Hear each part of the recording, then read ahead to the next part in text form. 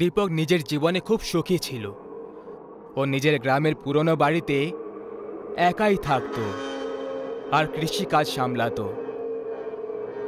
জীবনটা ওর হিসেব মতোই কাটছিল, কিন্তু তখনই ওর গভীর সদমা লাগলো এটা জেনে যে ওর জীবনে এখন আর কয়েকটা দিনই বেঁচে আছে। ওর একটা রোগ আছে যেটা 3rd স্টেজে পৌঁছে গেছে, আর এখন বলতে গেলে ওর কাছে আর 1 মাসই বেঁচে রয়েছে। একদিন সন্ধেবেলায় দীপক তার জমি থেকে বাড়ি ফিরছিল। তখনই ও কোনো একটা মেয়ের কান্নার আওয়াজ শুনতে পেল। ওই মেয়েটা ঘোমটা দিয়ে রেখেছিল, যে কারণে তার চেহারা দেখা যাচ্ছিল না। আরে, কে তুমি? আর এত রাত্রে নির্জন জমিতে কি করছো? ওই অজানা মেয়েটা কাঁদতে কাঁদতে, আমার নাম মঞ্জু। আরে মালিক, এখন কি আর বলি, আমি গ্রামের রাস্তা হারিয়ে ফেলেছি। আমার কিছু বুঝতে পারছি না যে আমি কি করি। কোনো জানা পরিচিত বা ভালো মানুষকেও তো দেখতে পাচ্ছি না। তাহলে কি আজ তুমি পুরো রাত এই শুকনো জমিতে এইভাবেই কাঁদতে থাকবে? তাহলে এখন আর আর কি করব মালিক? এই অভাগীর ভাগ্যে এটাই লেখা আছে। দীপক মনে মনে ভেবে বলল, এমনিতেও একটা অবলা নারী, আমাকে ওর সাহায্য করা উচিত। আচ্ছা শোনো, আজ রাতের জন্য তুমি আমার বাড়ি চলো। আজকের রাত তুমি ওখানেই থেকে যেও আর কাল ভোরে উঠে চলে যেও। হ্যাঁ, ঠিক আছে মালিক, যেমনটা আপনি বলবেন। দীপক মঞ্জুকে 1 রাতের জন্য জায়গা দিয়ে দেয়। পরের সকালে দীপক এক গভীর কিন্তু ক্লান্তিসহ রাত কাটিয়ে বিছানা থেকে উঠে পড়ে। ও যখনই সামনে এগোয়, ও মঞ্জুকে আয়নার সামনে চুল আঁচড়াতে দেখতে পায়। তাকে দেখে কিছু সময়ের জন্য তো দীপক তার প্রতি মগ্ন হয়ে যায়। দীপক মনে মনে বিড়বিড় করল, আহ, এ তো কোনো অপ্সরার থেকে কম নয় রে। গত রাতে ঘুমটা ঢেকে রাখার জন্য ও তার চেহারাটা দেখতে পায়নি, কিন্তু এখন যখন ও তার সুন্দর চেহারাটা দেখল তো তাকে পছন্দ করে বসল। মালিক, এখন আমার যাওয়ার সময় হয়ে গেছে। আরে, এত তাড়াতাড়ি? চলো গরম গরম চা হয়ে যাক। দীপক চা তৈরি করে নিয়ে আসে। দীপকের পুরো ইচ্ছে ছিল যে ওর মনে মঞ্জুর জন্য কি চলছে সেটা বলে দেবে, কিন্তু ওর মধ্যে এত সাহস কোথায় ছিল?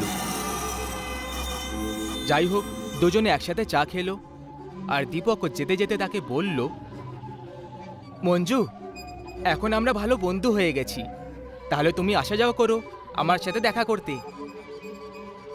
হ্যাঁ অবশ্যই, এবার আমি আসি।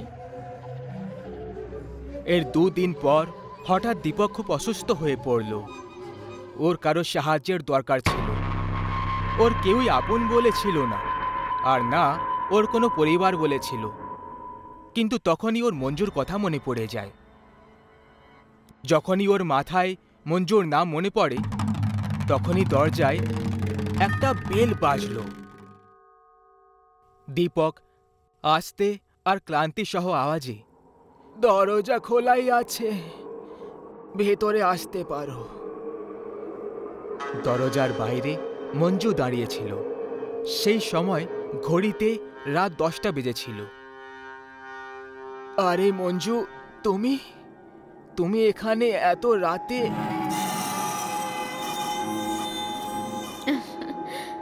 আপনি আমাকে মনে করলেন আর আমি হাজির। চলুন এইসব বাদ দিন, আমি আপনাকে এক্ষুনি ঠিক করে দেব। না মঞ্জু, এখন তো ডাক্তারও বলে দিয়েছে আমাকে বাঁচানো যাবে না। এখন ব্যাস কয়েক সপ্তাহের মধ্যে আমি মরে যাব। আরে না, শুভ কথা বলুন। আমি বললাম তো, শুধু আমাকে 2 দিন সময় দিন, আমি আপনাকে একেবারে সুস্থ করে দেব। সেই রাতে মঞ্জু দীপককে গরম পট্টি লাগিয়ে সেঁক দেয়, আর দীপকেরও কখন যে ঘুম ধরে গেল ও জানতেই পারল না। পরের দিন সকাল হলো, তখন মঞ্জু আগে থেকেই উঠে জেগেছিল আর দীপকের জন্য চা তৈরি করে নিয়ে আসলো। সেদিন পুরো দিন মঞ্জু দীপকের পুরো জোর লাগিয়ে দেখাশোনা করছিল আর কিছু হার্বাল ওষুধও দিল। আজকের রাতে দুজনে একই বিছানায় বিশ্রাম করছিল। দীপক নিজের ওপর নিয়ন্ত্রণ করতে পারেনি আর গিয়ে মঞ্জুকে জড়িয়ে ধরল। মঞ্জুও যেন দীপকের সাথে খুব বেশি শান্তি পাচ্ছিল। দুজনে সেই রাতে খুব ইন্টিমেট হলো, একদম স্বামী স্ত্রীর মতো। যাই হোক, সেটা আলাদা ব্যাপার যে সে বিবাহিত ছিল না। মঞ্জুও দীপকের প্রেমে পাগল ছিল, সেও নিজেকে থামাতে পারেনি। পরের দিনে যখন দীপকের ঘুম ভাঙল, তখন ওর খুবই ভালো অনুভব হচ্ছিল। ওর কোনো রকম জ্বর, যন্ত্রণা বা অসুস্থতার সংকেত একদম দেখতে পাওয়া যাচ্ছিল না। ও মঞ্জুকে ডাক দিতে শুরু করলো, কিন্তু মঞ্জুকে ও গোটা ঘরে কোথাও দেখতে পেল না। ও ভাবল যে লজ্জা পেয়ে চলে গেছে হয়তো, আবার অবশ্যই আসবে। কিন্তু সে নিজের দেওয়া কথা পুরো করেছে, যেটা সে বলেছিল যে সে দীপককে মাত্র 2 দিনের মধ্যে মৃত্যুর মুখ থেকে ফিরিয়ে আনবে।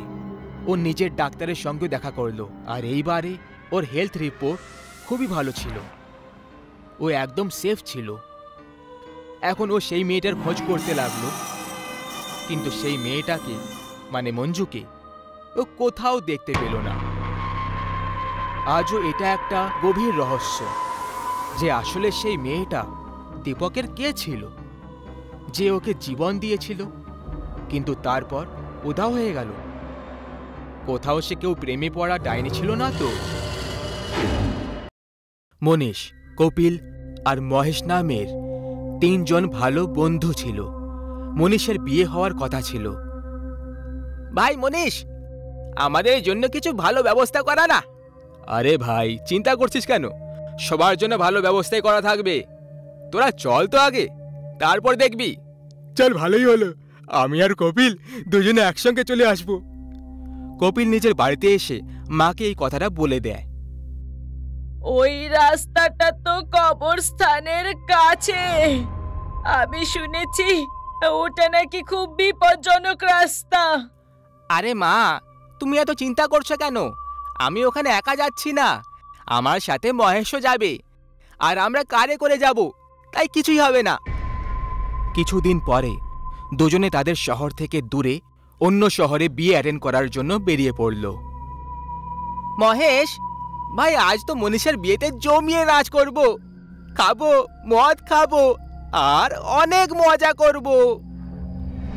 হ্যাঁ, এমনিতেও মনীষ কিন্তু খুব কিপটে, কখনো আমাদের কিছু জল খাবার খাওয়াতো না। ওর বিয়েতে সব হিসেব সমান সমান করা হয়ে যাবে। একদম ঠিক বলেছিস ভাই। এমনিতে জানিস, আমার মা বলছিল এই রাস্তা নাকি খুব বিপজ্জনক। কি সত্যি? আরে না, এখানে আমরা ঘর বসাতে এসেছি নাকি, চুপচাপ এখান থেকে কেটে পড়ব। দুজনে এগিয়ে চলেছিল, তখনই হঠাৎ গাড়িটা থেমে গেল। আরে ভাই, এখন গাড়িটার কি হয়ে গেল? কি জানি, চল নেমে দেখি কি হয়েছে। দুজনে গাড়ি থেকে নেমে গাড়িটার দিকে দেখতে লাগে। আমি একটা কাজ করি, আমি গাড়ি চালানোর চেষ্টা করি, তুই ধাক্কা মার। দুজনে গাড়ি চালানোর অনেক চেষ্টা করে, কিন্তু গাড়িটা কিছুতেই চলল না। মনে হচ্ছে না এই গাড়িটা আর আগে এগোবে, কোনো মেকানিককে ডেকে আনতে হবে। এখন এত রাত্রে মেকানিককে কোথায় পাবো? এমনিতেও এই জায়গাটা আমাদের জন্য একেবারে নতুন, এখানের ব্যাপারে আমরা কিছুই জানি না। তুই গাড়ির কাছে দাঁড়া, আমি একটু আগে গিয়ে দেখে আসছি, যদি কোনো মেকানিক পেয়ে যাই। ঠিক আছে, কিন্তু তাড়াতাড়ি আসবি। কিছুক্ষণ পর কপিল গাড়ির সামনে চলে আসে। আরে কপিল, কি হলো? কোনো মেকানিককে পেলি? মেকানিক? আরে না না, কোনো মেকানিককে পেলাম না। তাহলে এখন আমরা কি করব? হ্যাঁ, একটা কাজ করা যাবে, কারোর থেকে লিফট চেয়ে নিই আর বিয়ে বাড়ি চলে যাই, পরে গাড়ি ডাকিয়ে নেওয়া হবে। চল, এটাও ভালো বলেছিস। দুজন বন্ধু লিফট চাইতে লাগলো, কিন্তু কেউই লিফট দিল না। তখনই মহেশ কিছু অদ্ভুত আওয়াজ শুনতে পেয়ে গেল। ভাই কপিল, তুই কিছু অদ্ভুত আওয়াজ শুনতে পেলি? না তো, আমি তো কিছু শুনতে পাচ্ছি না। আর তুই একদম চুপ থাক, ভয় কেন পাচ্ছিস? তখনই মহেশের নজর একটা বোর্ডের ওপর পড়ে যায়, যেটা খুব চমকাচ্ছিল। কপিল, ওই দেখ। কি? সামনে দেখ, ওপরে কবরস্থান লেখা আছে। এর মানে আমরা কবরস্থানের কাছে আছি। তো কি হয়েছে? তুই চুপচাপ কেন থাকতে পারিস না? আমরা কবরস্থানে যাচ্ছি না, আমরা লিফটের অপেক্ষা করছি। তুই এখানে চুপচাপ দাঁড়িয়ে থাক আর লিফট চাইতে থাক, অযথা ভয় দেখাস না। কিছুক্ষণ পর অনেক জোরে জোরে অদ্ভুত রকমের আওয়াজ আসতে শুরু হয়ে গেল। ভাই কপিল, তুই এখনো কোনো অদ্ভুত অদ্ভুত আওয়াজ শুনতে পাচ্ছিস না? হ্যাঁ ভাই, এখন তো আমিও অদ্ভুত রকমের আওয়াজ শুনতে পাচ্ছি। মহেশ, চল আমরা এখান থেকে কোথাও দূরে চলে যাই। হ্যাঁ ঠিক আছে, চল। দুজনে ওখান থেকে দৌড়তে শুরু করে। তখনই রাস্তায় ওরা একজন বুড়ো বাবাকে দেখতে পেয়ে গেল। কি হয়েছে বাচ্চারা, কেন দৌড়ে চলেছ? বাবা, এখন আমরা আপনার সঙ্গে কথা বলতে পারবো না, আমাদের ক্ষমা করবেন। বাচ্চারা, এটা কিন্তু খুব মারাত্মক জায়গা, এখানে তোমরা সবাই সুরক্ষিত নও। আমি তোমাদেরকে একটা রাস্তা বলে দিচ্ছি, সেই রাস্তা দিয়ে যেও, সেখানে তোমরা একদম সুরক্ষিত থাকবে। ঠিক আছে ঠিক আছে, বলুন, তাড়াতাড়ি বলুন। বাবা কপিল আর মহেশকে রাস্তা বলে দিলেন। ওরা দুজন আগে এগোতে লাগলো। কপিল, বাবা এখান থেকে ডান দিকে মুড়তে বলেছিল, চল যাই তাহলে। দুজনে ডান দিকে মুড়ে যায় আর এগিয়ে যেতে থাকে।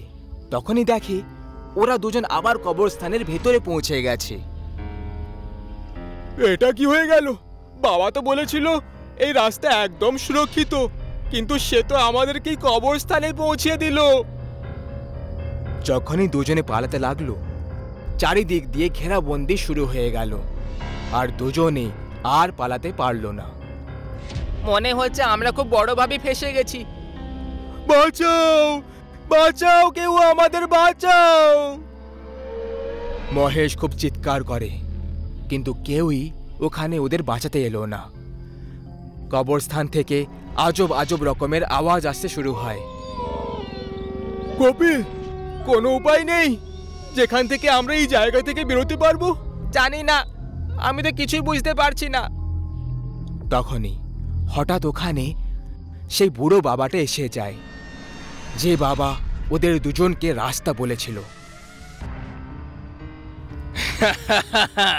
বেচারা বাচ্চারা, এসে গেলে আমার কথা শুনে। মনে হচ্ছে তোমরা দুজন এখান থেকে পালাতে চাইছো কি, তাই না?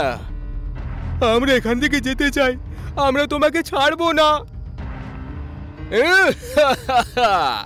আগে নিজেকে তো বাঁচিয়ে নাও, তারপর আমার ক্ষতি করে নিও। আরো কয়েকজন লোক ওই বাবার কথায় এসে এই কবরস্থানে এসে কপিল আর মহেশের সঙ্গে ফেসে যায়। এখান থেকে বেরোনোর জন্য আমাদের কিছু না কিছু একটা তো করতেই হবে।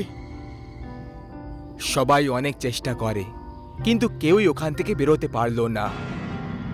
ওই বুড়ো বাবা খুব বেশি রেগে যায় আর কপিলকে ধরে ফেলে।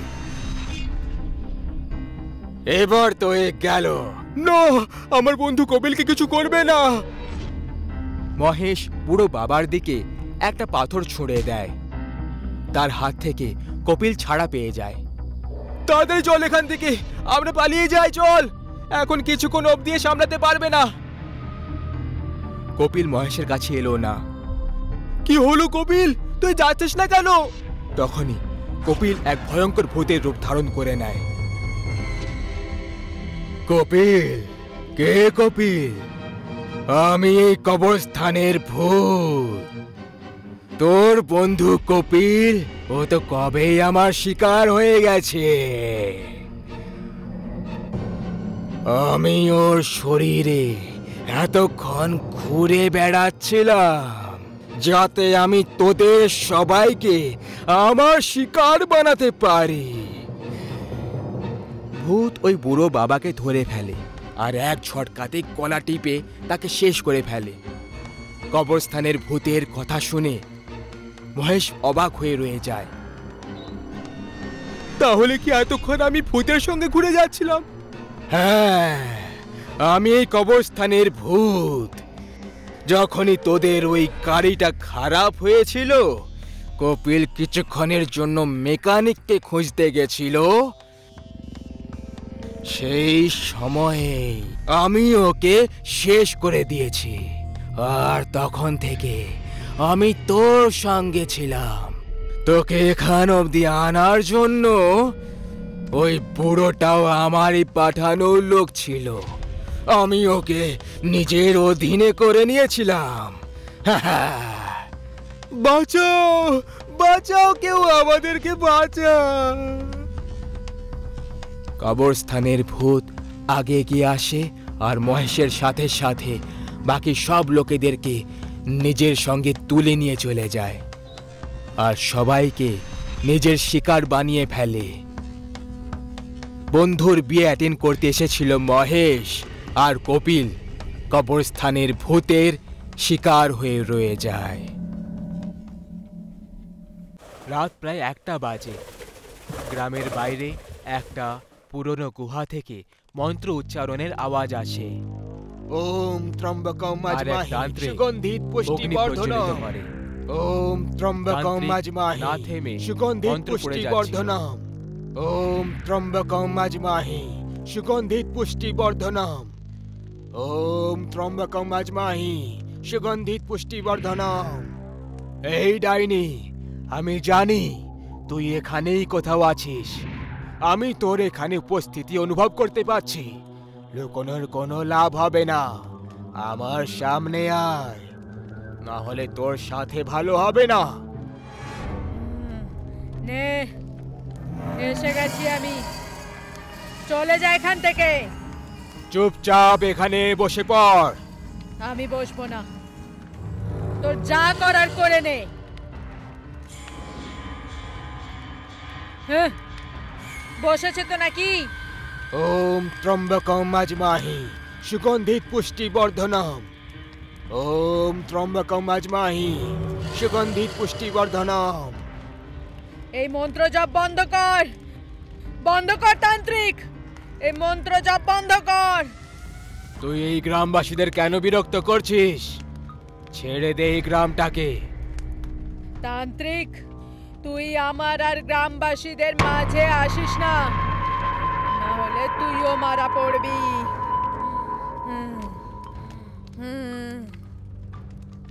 ওম ত্রম্বকম মাজমাহি সুগন্ধিত পুষ্টিবর্ধনম। ওম ত্রম্বকম মাজমাহি সুগন্ধিত পুষ্টিবর্ধনম। বন্ধ কর, বন্ধ কর। ডাইনি নিজের শক্তি দিয়ে তান্ত্রিককে এখানে ওখানে ছুঁড়ে ফেলছিল। তান্ত্রিক মন্ত্রের জপ আরো জোরে জোরে করতে লাগলো। ডাইনি নিজের হাত পা ছুঁড়তে লাগলো আর সিঁদুরটা হাওয়ায় উড়াতে লাগলো। মহাকালীর আদেশে আমি তোকে বশে করছি। এটা তুই ভালো করলি না তান্ত্রিক। এখন থেকে তুই আমার বশে থাকবি। আমি এই গ্রামকে অভিশাপ দিচ্ছি, আমি ফিরে আসব কোন এসেছে, আর এই গ্রামটাকে বরবাদ করে দেব। কেউ বাঁচতে পারবে না, একজনও বাঁচবে না।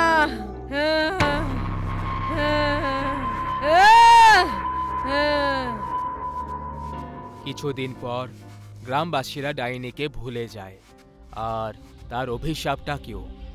জয় নামের এক যুবক নিজের পড়াশুনো পুরো করে 6 বছর পর নিজের গ্রামে ফিরে আসছিল। পরিবারের সবাই খুব আনন্দে ছিল। আরে ভাই, তাড়াতাড়ি চলো, ট্রেন এসে গেছে হবে। চলো চলো, আমি তো কখন থেকে তৈরি হয়ে বসে আছি। কিন্তু যখন ওরা স্টেশনে পৌঁছলো তখন জয়ের সঙ্গে একটা মেয়ে ছিল। বাবা, এ আমার স্ত্রী রাখি।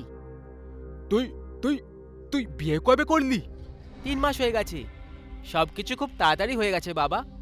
ভাবলাম তোমাদের দুজনকে সামনে থেকে বলবো। আমি জানি তুমি খুব রেগে যাবে, কিন্তু আমার কথা শুনে সিদ্ধান্ত নিও। কথা আলোচনা পরে করবে। বাহ, কি দারুণ বৌমা। এখন বাড়ি চলো, সব কথাবার্তা বাড়ি গিয়ে করে নিও। চলো। জয়ের বাবা খুশি ছিল না, কিন্তু মা খুশি ছিল। মা, আমি জানি আমি ঠিক করিনি কিছু না বলে বিয়ে করে, কিন্তু একবার বাবা আমার কথা শুনে নিলে তাহলে সে আমার সিচুয়েশনটা বুঝে যাবে।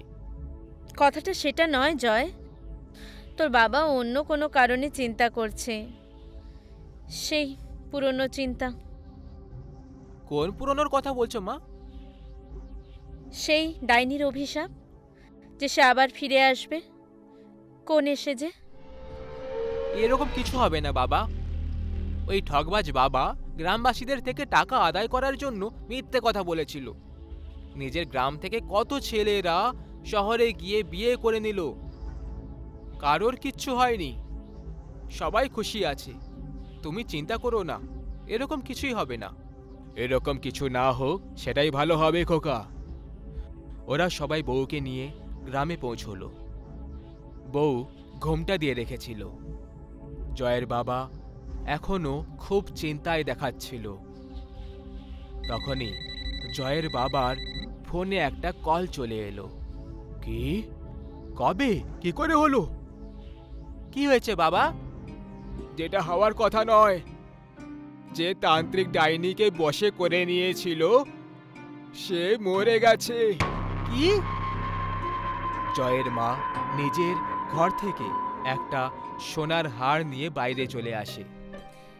এটা আমি তোর জন্য বানিয়ে রেখেছিলাম, আজকের দিনটার জন্য। বৌমা, আজ তোর প্রথম দিন না? জয়ের মা বৌমার হাতে ওই হারটা দিল, আর যখনই তার ঘোমটা খুলে দেখল তখন সে ভয়ে চিৎকার করে ওঠে।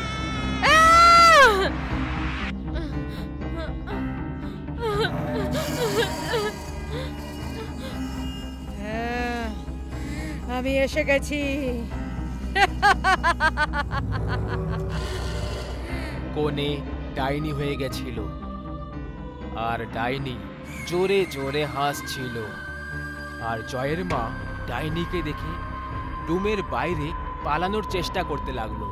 তখনই দরজা বন্ধ হয়ে যায়। আমাকে যেতে দাও, আমাকে যেতে দাও, আমাকে যেতে দাও। এত বছর পর আবার স্বাধীন হয়েছি আমি। ডাইনি মায়ের চুল ধরে এদিকে ওদিকে পটকাতে শুরু করলো। শাড়ির আঁচল তার গলায় ফাঁসি হয়ে তাকে মারতে লাগলো। তখনই বাবা দরজা খটখট করলো। ডাইনি মাকে পাখার সাথে ঝুলিয়ে দিল। আরে শুনছো, দরজা খোলো। চিৎকারের আওয়াজ শুনে বাবা জোরে দরজায় ধাক্কা দিতে লাগলো। আর সামনের দৃশ্যটা দেখে সে অবাক হয়ে রয়ে যায়। পাখার নিচে জয়ের মায়ের লাশ ঝুলছিল। আরে কি হয়ে গেল? ডাইনি রুমের একটা কোণে বসেছিল। আর কোনো লাভ নেই, ও মারা গেছে।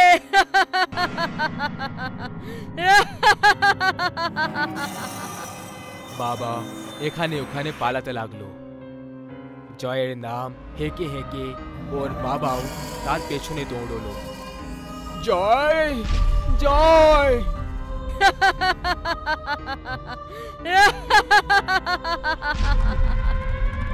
দৌড়তে দৌড়তে বাবা নিচে পড়ে যায়। ডাইনি বাবার উপরে এসে বসে যায় আর নিজের নখ দিয়ে বাবার ছাতি ফাল করে দেয়। বাবা খুব জোরে চিৎকার করে ওঠে।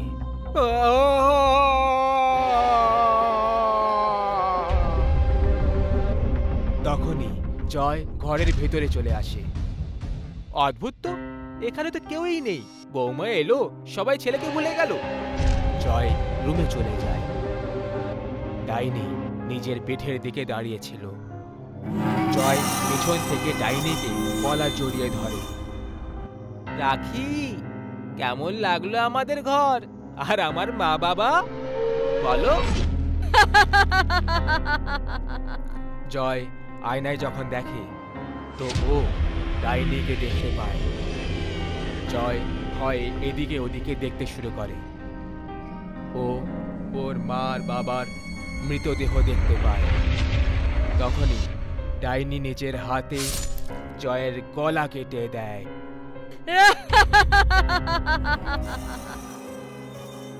কোনে ডাইনি গ্রামের প্রত্যেকটা ঘরে গিয়ে লোকেদেরকে মেরে ফেলল।